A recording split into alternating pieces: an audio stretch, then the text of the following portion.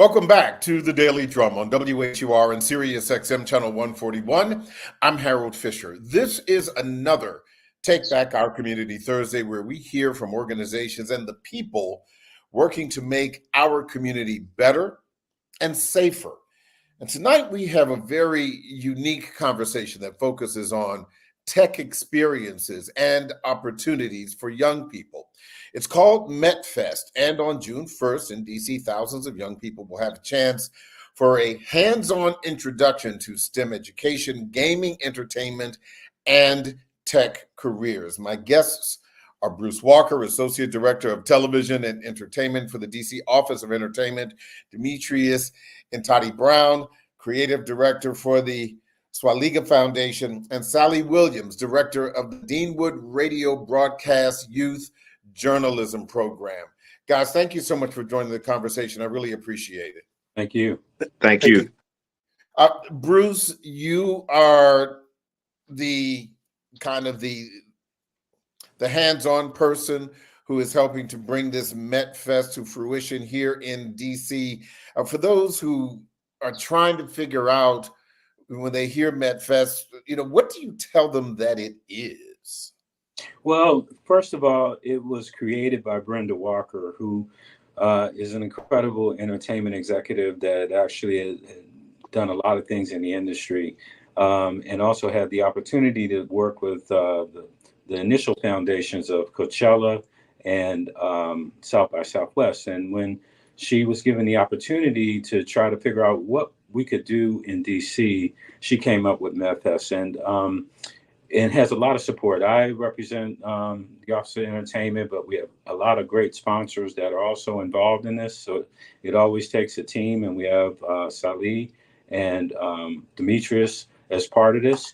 But the festival was created for our kids that have so many skills that surround gaming, esports, STEM, technology, their affiliation with computers and computer science and software through the gaming experience, that they did not, or many do not realize that those skills are transferable, that they can move on in their careers and get into obviously gaming or esports, but also take those skills and they're transferable over into other areas in education. They can get scholarships. They can move on into cybersecurity. They can move on into so many different areas. And for the parents out there, you may think your kid is up there playing those games and, it's not going to lead anywhere, but that's not true. And that's what Metfest is all about. There's opportunities that they can take their skills and actually go to the next level. So this gives them the opportunity to have a great gaming experience. We have a high school tournament. We have open gaming. We have so many activations that consist of colleges, over 14 colleges that are coming there and saying, hey, we've got scholarships, we've got professional organizations, we've got community organizations, we've got a STEM organization with Swaliga, and they do a special thing called STEAM, which I'm sure he'll talk about. We've got Sally with the Deanwood School of Broadcast. That's a whole other opportunity that kids can go from broadcast world into gaming now, because you've got ESPN covering and all these things. So it's kind of similar to what the drum has stood for years, is giving back to the community. And now Take Back Our Community Thursdays is a perfect fit for us to talk about this. And I tell you, it's been a journey, and it's been a great journey because of people that have been supportive and behind it. Like two of those people are on this show. Yeah, I'm hearing a lot in what you just shared, particularly that piece about parents. As we know, some of them have struggled to buy these gaming systems because they're not cheap, but their children, the boys and the girls, end up completely being engrossed in them, and depending on the age of that parent, they may not really understand that there's more to the games than just the games. Mm-hmm. Yeah, there is. I tell you, and I have a young teenager that's a gamer, and he does television as well. And he was covering an event last year. It was 17 different countries competing. It was called Blast. And then he did the NBA 2K finals the next week for the show. And he turned to us and said, look, what are you going to do for us, for our kids? He's like, I know about this stuff because I'm kind of in this world, but I play with kids around the country and around the world every night, and they don't know about these opportunities. So that was when Brenda said, well, Bruce, let me figure out something. And that was really the motivation for getting this thing started. And as we've gone through this journey and talking to the sponsors that are working with us, talking to the colleges, which they were like, well, we've been looking for a way to get to kids. We just haven't been able to connect. And Lee James over at Eastern High School has just been incredible. People don't even know. He has the #2 high school team in the country for esports. He has the Madden champion right in his program. And he's also a football player. So initially, they started the program for kids to do something after school, and people don't realize that these esports programs are going to violence prevention. They go into all different areas that are offering an opportunity for kids to do something they really like and really like to excel in. And they can have an opportunity to see, hey, I can do this, and hey, I can create these things. So it's very important, especially for our kids, because in the gaming industry, it's $1 trillion industry, and we represent maybe 1% of those of people of color in the top tier of gaming itself in terms of management and ownership. And about 75% of the audience that's consumers are Black and brown. So this is an opportunity for all of us, and I just say all of us that's involved in this, to do an event that's an annual event that we can actually provide information in a really fun environment, but at the same time, give kids inspiration. And our goal is that kids walk out, and parents walk out of this, and they say, hey, there's another opportunity for us. And, hey, I thought you were up there playing those games all the time. Right.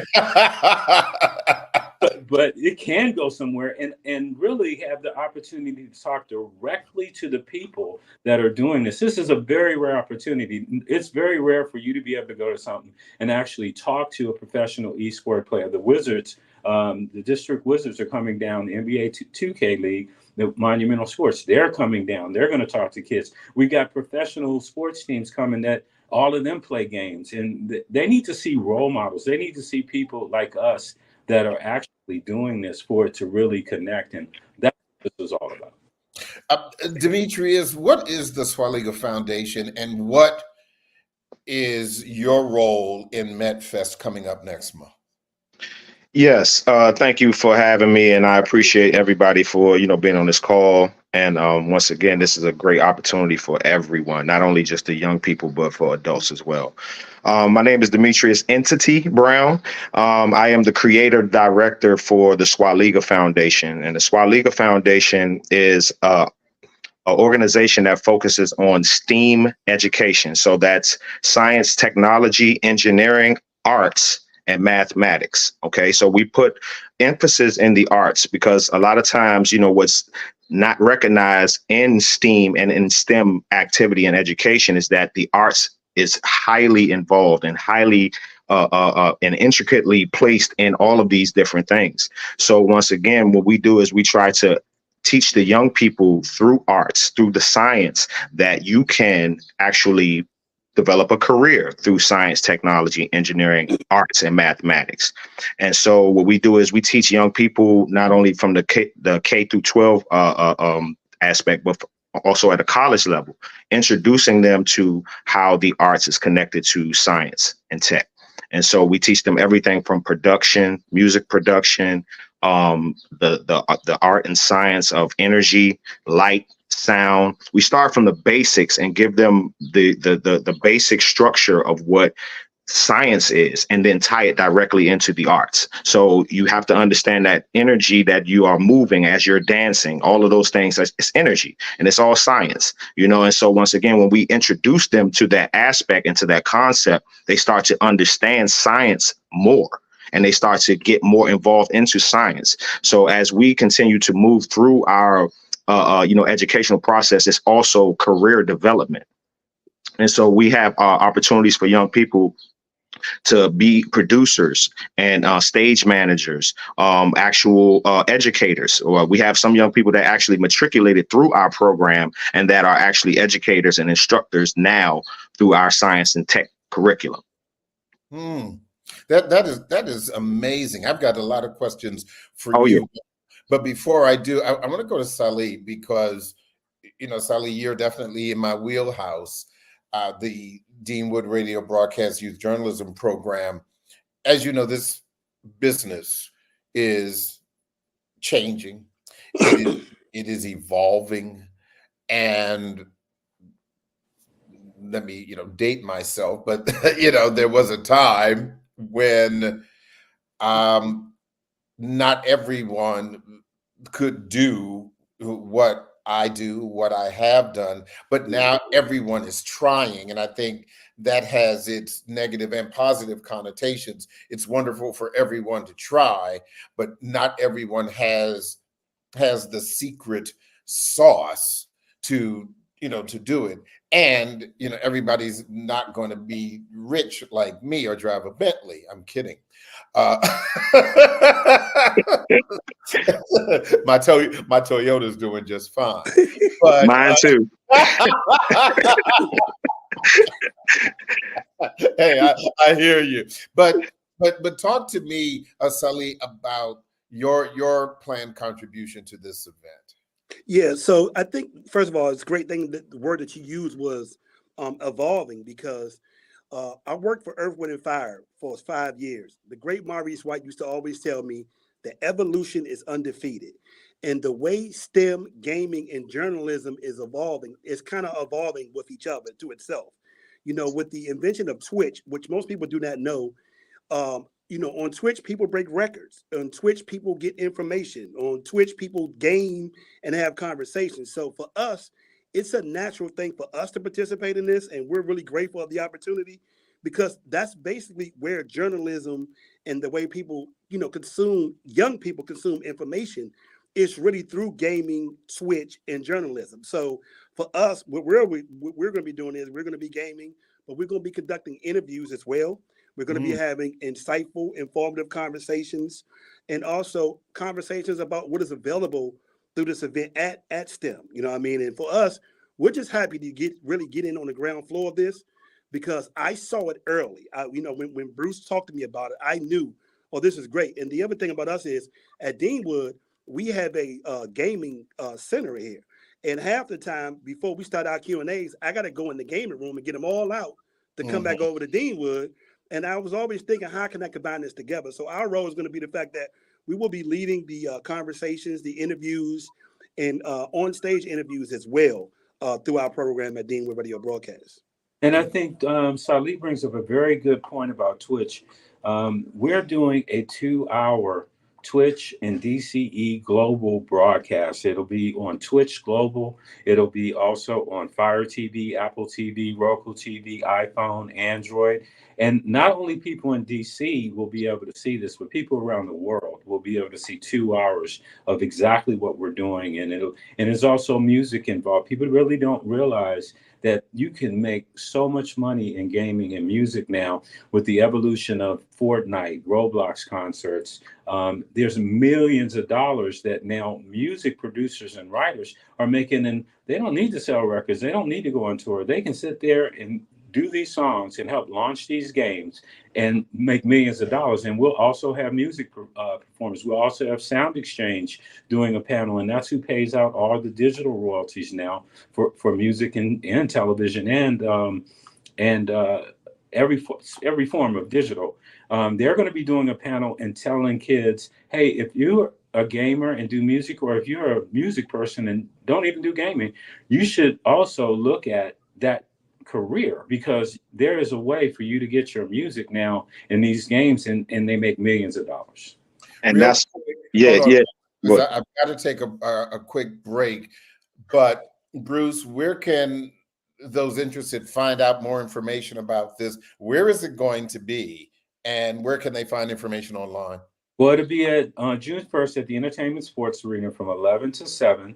They can go to Metfest, Metfest, Fest.com, and find out more information. And for all you high school students in the DMV, you can get in free from 11 until 2 if you go and pre-register. So go to Metfest.com, because we wanted to give an opportunity for all the high school students in the area to be able to come to this and actually experience this. So go to Metfest.com, find out more information, but make sure you pre-register. And all you have to do is show up with your school ID, and the day is yours. We're going to take a quick break, but don't forget you can hear this and every edition of the Daily Drum Insight segment via podcast on WHUR.com. The Daily Drum will continue on Sirius XM Channel 141. The Original Quiet Storm with John Mons is next. I'm Harold Fisher. We'll be back in just a few seconds on Sirius XM Channel 141. Welcome back to the Daily Drum on Sirius XM Channel 141. We continue our conversation about Metfest.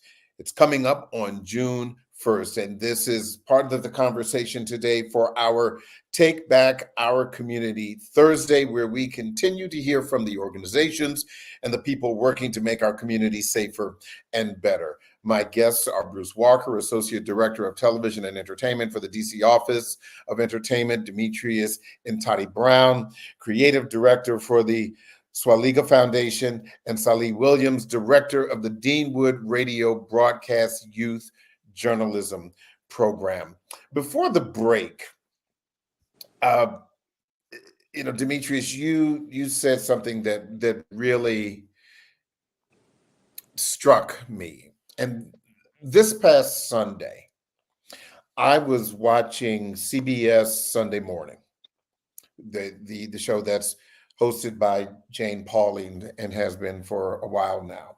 Mm-hmm. And one of the programs, one of these stories was about how CBS Sunday Morning changed their background from the studio to this really elaborate background with suns of every shape. And they did an entire segment on the architect behind that. And that architect had been in business, I guess, for about 40 years, starting with one or two people. Now he has 75 people working for him, and he has done work all over the world. But the thing that bothered me about that story, which goes to the point that you were making, is that there were no people of color working for him. And the story really talked about how he combined math, science, art, creativity. And let's be honest, we're talking about someone who started a company who is now very successful, translation wealthy. Okay? And I think that what all of you guys are doing, and again, what Metfest will really need to speak to, is translating, as you said, Demetrius, education, science into creativity. Do you believe that the young people that you are interacting with are getting that message? And what are you doing to make sure that they do? Wow, that's a great question. That's a great question. I would say what we are doing is we're starting at a ground level, like a base level. We're meeting them where they are. Some of these young people, so the thing is, some of these young people don't even know the talents that they have inside of them until something is introduced to them. And so what we do is we introduce them to, the basic level of understanding sound first, understanding, vibrations, understanding the basics of sound. And then we gradually move them to a beat machine. Okay. And let them understand that, listen, do you understand that as you're creating this beat from scratch on a beat machine that you're on a science device. Like this is a science tech device, and it has numbers and it has algorithms, and it's moving around. All these things are translating literally into science and tech. And so as they're making their music, they gradually move on to learning how to produce and actually create songs. And then that creativity is sparked to, do other things, because a lot of them, they start making beats, but then we have our photography program, and then they like to go and study, or they will go on and do photography, and they are now professional photographers.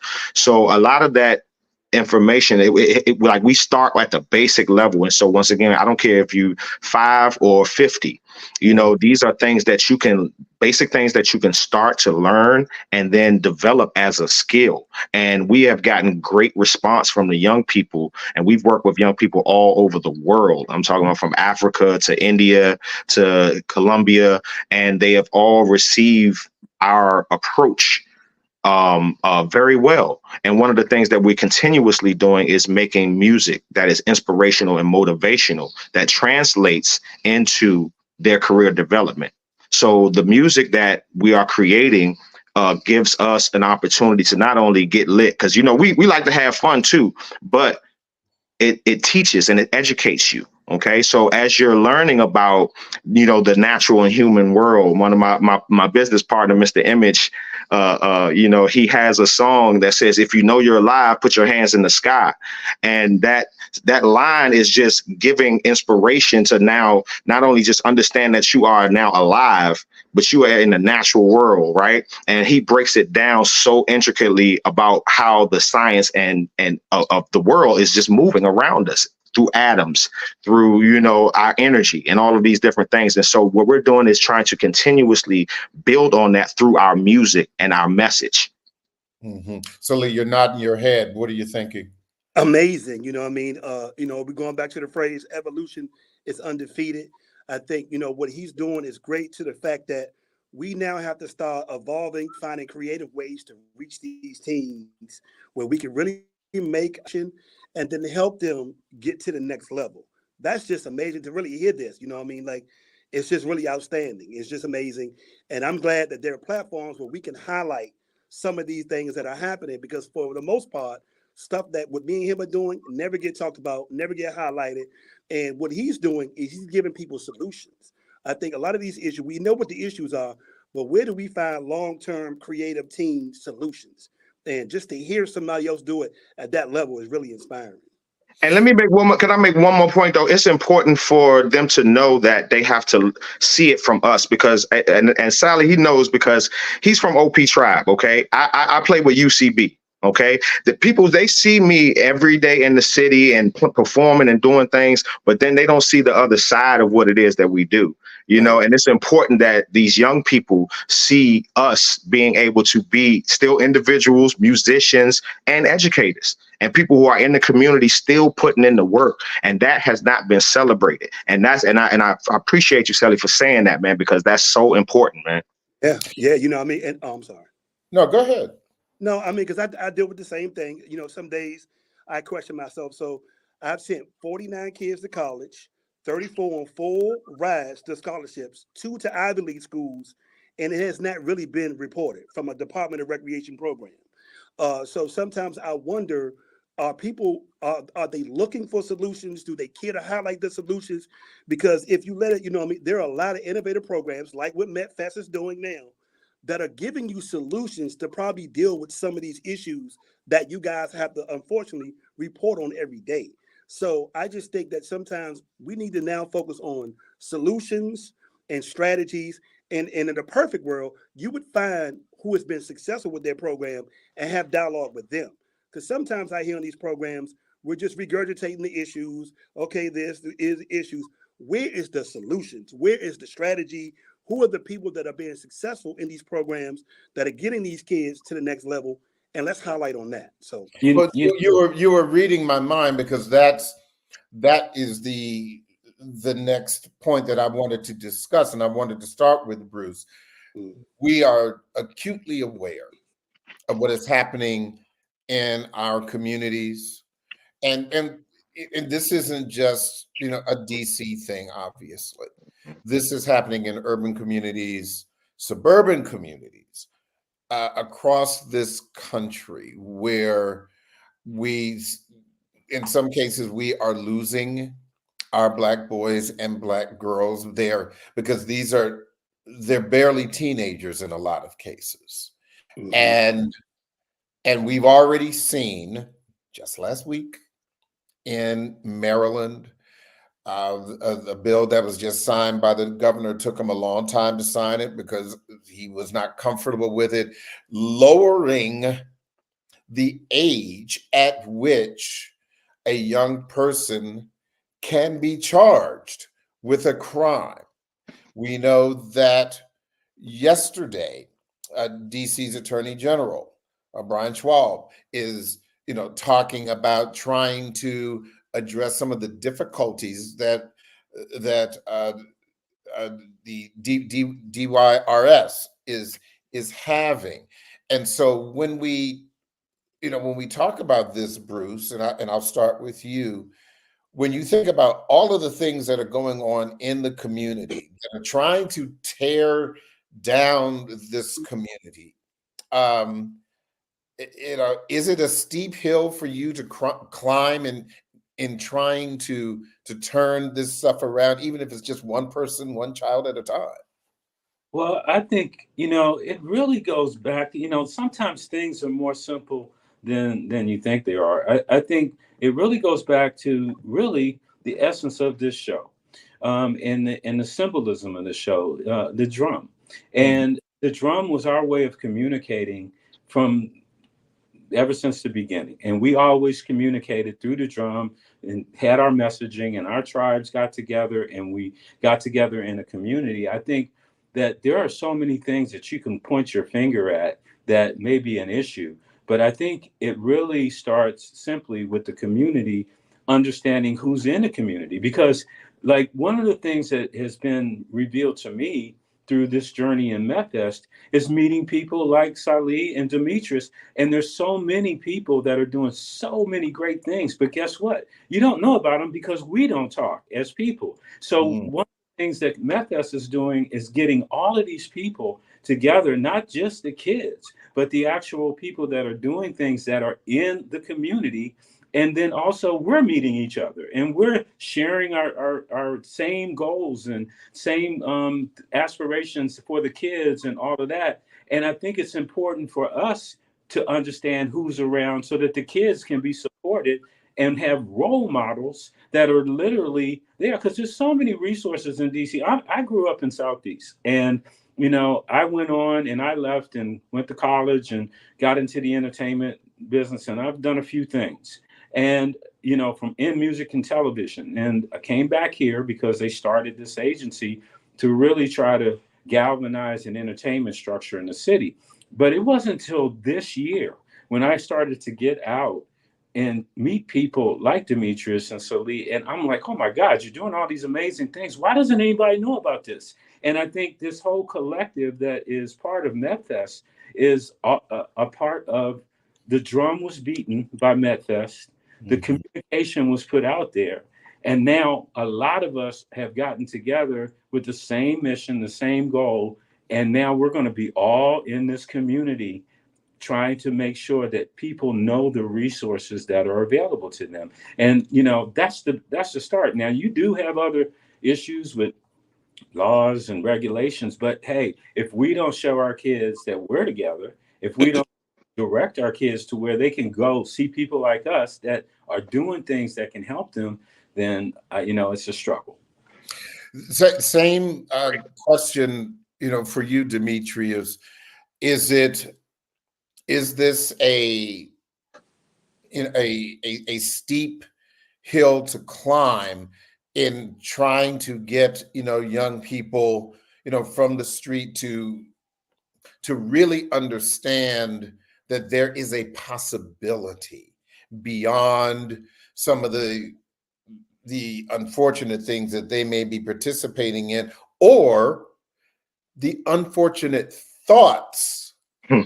that they may be having, even if they're not participating in unfortunate things? hmm Yeah, that's a great point. I think one of the things that Salih was just addressing earlier was just making it cool. Like, so what we're doing is we're making our because we call it a tribe. We call it our tribe. It's the tribe Swaliga, and if you're a part of the tribe, we even make special jerseys for our young people. You understand what I'm saying? So at the end of the day, it's about membership and belonging. If you understand the true science of connection and connectivity, people want to be involved in something. They want to be a member of something. And even just giving them the opportunity to be a member of the Metfest, right? And they'll have this opportunity to, connect with all of these different gamers, but not only just the gamers, but just with, like you said, the community members, and understanding that, listen, you can be a part of your community. You can be cool.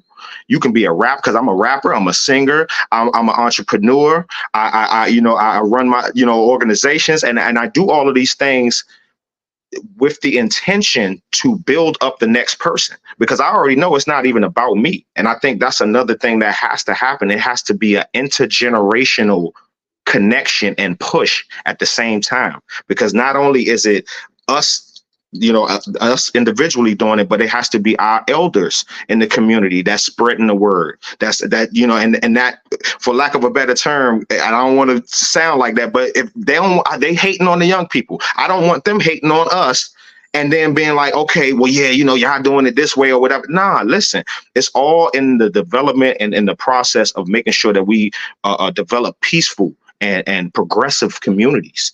And, part of that is just starting at the basic level, basic needs, membership and belonging, meeting them where they are, finding a good food source to provide for them. Because trust me, they will show up if they know they're going to eat. Mm-hmm. You understand what I'm saying? Like, so some of these youngers ain't going to eat throughout the day. So that only opportunity for them to eat is when they at our program. But guess what? They learned about science. They learned how to make a beat. They learn how to do photography. They learn about light refraction, all of these different things that happen throughout this process. But it's just meeting them at their basic levels. But it has to be an intergenerational push. Yeah. At the same time. And that's interesting, because I know historically, again, when we're talking about some of these untoward elements out in the streets, one of the basic attractions to crews is belonging and family. And when you talk about this is just a different kind of family. That's it. We know with the crews, doing dirty in the streets and hurting people, not only physically but also economically. On the other side of this is a different kind of family that also could very well lead to intellectual and economic independence. And I think that point can't be lost on the parents or the guardians, because when you were talking about the older folks hating on the younger people, part of it is you're often uncomfortable with what you don't understand. And again, let me date myself. You hit it. I'm from the Pac-Man era. Wow. Okay. You went back there. Yeah, Pong, Pac-Man, Atari. And all jokes aside,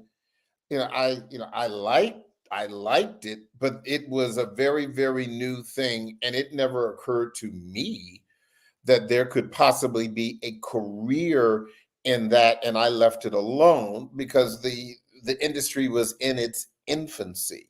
But now, as you all are saying, the science, the technology, the art, I'm sure, Sally, you've got a lot of people not just, watching journalists or hearing journalists, for example, but beginning to talk about, how can I do that? Yeah, but also, even with, to the point that you're saying, what Bruce is talking about is the fact that there are going to be collegiate scholarship college opportunities at Metfest. So I want you to think about something that you normally take for granted, or we think the kids are up there doing can now lead them to further their education.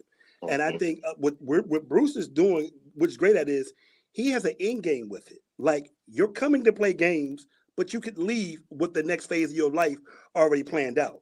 And sometimes the gaming could be the carrot to further your education. And I do think sometimes we need to come up with more solutions like that. But I think the other phase, we talk about, is that these kids don't wake up monsters. They just don't wake up. There were things that happened. There were processes. There were failures in schools, community, or just not a lack of resources. And I think what we need to do now, what Metfest is doing, is try to find tangible, long-term solutions to say, hey, here's a program for you, like with Deanwood, where you can start here and you can end here, like what we're doing with Metfest, where you're coming to play games, but you're going to be able to network. You're going to meet people that do the same thing you do, and you probably could go to college together. And I want to give a supreme shout out to Ricky Clemens, the professor of sports management at Howard University. We partnered this year with him, and we basically did gaming half, communications the other half, but it was an in-game result. Go ahead, Bruce. I'm sorry, I don't want to cut you off. No, I'm just agreeing with you, Sally, because Harold mentioned something about crews and things like that. Yeah. Perception is a real kind of funny thing, right? So what I learned from these kids is that gaming is the one common denominator, because usually if you're smart in school, you may be looked at different, or the cool people are the athletes or the musicians or this crew or whatever. What I found out with gaming is it puts everybody in an equal space. So it's okay to be smart. It's okay to be in that world of technology, and you've got athletes that are in it. You've got musicians that are in it. You've got kids that are in computer and STEM and all that. And you know what? When they all get together, they're one. It's just amazing. And what that does is it takes away that whole stigmatism of this is how, because you look this way or because you act this way, you're not cool. But that gaming has just kind of like made everybody like on the same level, that everybody is got one thing in common, and they all appreciate each other's skills. It's an amazing environment that you'll go in, and I've just been really enthused. You can tell the excitement in my voice, because I've seen these kids, and it's like that's the one thing that everybody can share together, and then they can build careers out of it as well. And because we're providing resources, luck is a planned opportunity. If you don't rehearse, if you don't put yourself in the position, if you don't network with the right people or the right things, luck can never happen. So I think, this is a way, gaming is a way for all of that to happen. Sally, let me ask you, I want to go back to something you said about the young people who have come through your program, who have gone on to educational careers, college and the like. I'm very interested in hearing what they tell you after they've spent time with you, after they have, kind of grown up and have a chance to reflect and look back on how their lives have changed. What are you hearing from them? Well, I know for us at Deanwood, we do a great thing is the fact that we do maybe 30 to 40 Q&As a year. Okay. The first thing that I noticed that they come back and tell me is they were grateful for the fact that they got to develop their communication skills as a young person. In the beginning, when I did this program, it was only to develop communication skills, because I felt like there was a language barrier with young people connecting with adults. Through that, I cracked a few codes really early, and then luck came. I had a relationship with Paxton Baker, and he was the board member. He is the chairman of the Congressional Award. I partnered with the Congressional Award. Everybody in my program, once they complete at least 300 hours of community service, they get a Youth Congressional Medal of Freedom and a college letter of college recommendation. And that made them more of attractive of a collegiate, prospect, but it also opened their eyes up. But we do a lot of diverse interviews. And when you do a lot of diverse interviews, I'm sure as a journalist, you learn the story and you learn the journey. And a lot of these stories and the journeys is very common, like everybody else. I started from here and I got there. The one thing that they have talked to me about was learning that anything is possible, and the fact that developing your communication skills makes them more comfortable in collegiate and different environments. But it was another code that I cracked in the middle of it. What I had noticed was that a lot of high schools in DC only have 1 to 2 guidance counselors. So Right. if you got a school that got 500, how would they be developed or be able to engage people on the thought of college? So what I did was I just started handling the college application process, the admission, and then the partnership with the congressional board. But also, as people don't know, if you're a DC resident, you got DC CAPS, DC TAG, DC FAFSA. So every student in the District of Columbia, DCPS, can go to schools out of state for in-state tuition. So I started realizing, oh, I can go to North Carolina A&T for $5,500, North Carolina Central for $7,400 a year. Or I can go to Fayetteville for $3,500. So when people start realizing that to get to college was not the hardest process, it started making the journey easier. But with me, I had an end game. It's known when you walk in here, you're going to develop your communication skills, you're going to be able to network, and then eventually you will be going to college. And at this point, after 7 years, I don't even have to sell the premise of college because I have created this space, what Bruce has just been talking about, of this, the STEM space, the Metfest. Deanwood is basically a youth journalism fraternity in the District of Columbia that nobody knows exists. We have sent 49 kids to college. We were just honored by the Senate 2 weeks ago. I have 3 kids in Ivy League schools. I now have 7 college students that have graduated. Next year, I'm going to have 8. So we have this thing going on with us. We're all networking. We're all recruiting. But I think the key is finding a safe space and supporting them while they're in that safe space. Because you can take any kid in any place in America. I'm going to use DC. In my opinion, there's no kid at 14 years old that I can say, hey, I'm going to pay you $112 a week. And you're going to be in here with me every week. We're going to go trips and all that. And I'm going to help you get to college that probably would not take the opportunity. Yeah, I agree with that. Yeah, like these kids don't wake up carjacking cars, being murderers, stealing. There's a process. But a lot of times what I'm learning is, do you feel safe and do you feel supported? And with us, we have a lot of support in Deanwood. Yeah. We're lucky because of my relationships, Bruce's relationships, and even with the general manager, Sean, who has been supporting. But I just think the thing is, where are we creating these spaces for them to get to the next level, like Metfest is doing? Yeah, I only have about a minute or so left. And Demetrius, I'll let you have a final word about the young people and what the possibilities are with Metfest. Yes, the possibilities with Metfest are endless. I mean, once again, just reiterating with all of the gentlemen, what both the gentlemen said, I mean, from gaming to college opportunities, to not only the college opportunities, but professional opportunities. This is such a great event to put together. And I'm so appreciative of just being a part of it. And I'm so glad I got with Bruce, to do this, because not only is it just going to be a great situation for young people, but we just need to let people know that this is your safe place. This is your safe space to be in and be able to learn and be able to be the smart and intelligent being that you are, because a lot of times, we just said it before, like we have to just make it cool to be smart. Cool to just be intelligent, cool to, own some land and some, own businesses, just making those things cooler than just being out in the street and giving that street element. We don't need that no more. We have to be able to give those opportunities. So Metfest is just going to be a wonderful opportunity for everyone to come out and get all of these different experiences and things for you to progress and be a perfect individual, or close to perfect individual in the community. I appreciate you guys, Demetrius, Bruce, Sully. You can find this information on Metfest.com. It's going to be on June 1st. I really, really appreciate your energy and your passion. And this conversation really goes to the heart of what Take Back Our Community Thursday is about. You guys are not just saving brains, but you're saving lives. And I think that this is going to be a wonderful, wonderful experience. Thank you so much for sharing your expertise and your passion. And I'm sure a lot of folks are going to really enjoy this and get something out of it. Thank you. Thank you. That is the Daily Drum for this Thursday, May 23rd. I'm Harold Fisher. Good night.